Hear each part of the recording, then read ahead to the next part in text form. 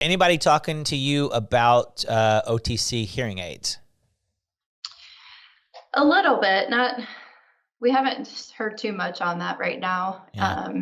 Well, that was one of the things that we saw in London is that there was multiple devices, but one that we sat down and actually got the demo from, it basically attached to a cell phone, and that way you're not all up in their space. But the thing that attached the cell phone was to look in your ears. Yeah, not a hearing aid. Yeah, it was to look in your ears, so to kind of figure out, you say you're having problems hearing, or it sounds like you're underwater. Well, let me take a look, and then they were able to like video it and then play it back and show me what my eardrum looked like and talk about and go, hey, your ear looks pretty healthy.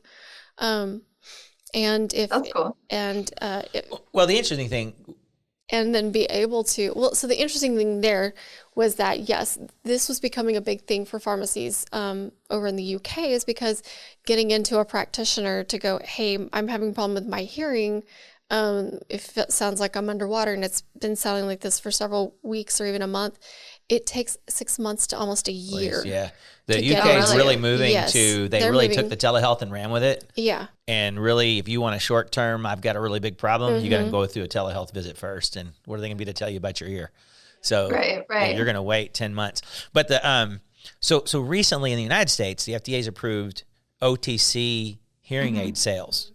And I think it's a big opportunity for pharmacy. But an add-on, what was interesting was at this London show, these tools that allow you to look at the eardrum, do a kind of rudimentary hearing test, and to remove earwax. So one of the first things somebody coming in, it may be earwax, right? So let's look at your ears. Let's remove any earwax that's in there. Use a little microsuction to pull earwax out rather than irrigation.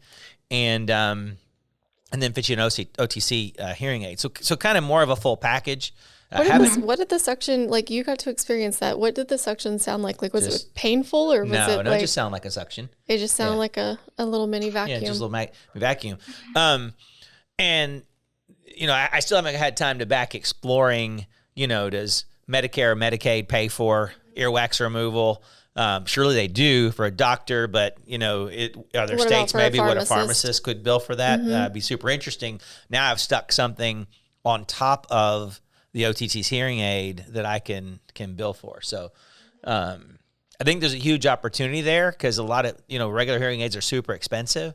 And, being able to get one inexpensive, just see if it helps, I think is I think some of the big chains are already starting to do it. And I see our pharmacies.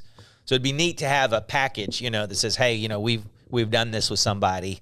And if it's a problem we can't answer, then we can easily do a web call with a ENT. Right. Yeah. Yeah. And if you had a telemed that ENT, you could do, although I still don't know how you're going to do a telemed.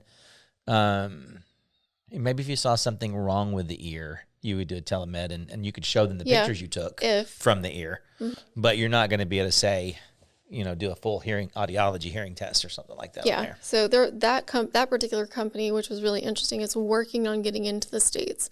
And of course, the reason we go to the pharmacy show is because that's where we find things first before it goes through our FDA approval and ends up at our shows. Well, some things just get invented. I mean, we take a little snobbery and think that everybody gets invented in the United States, but a lot of stuff gets invented overseas first.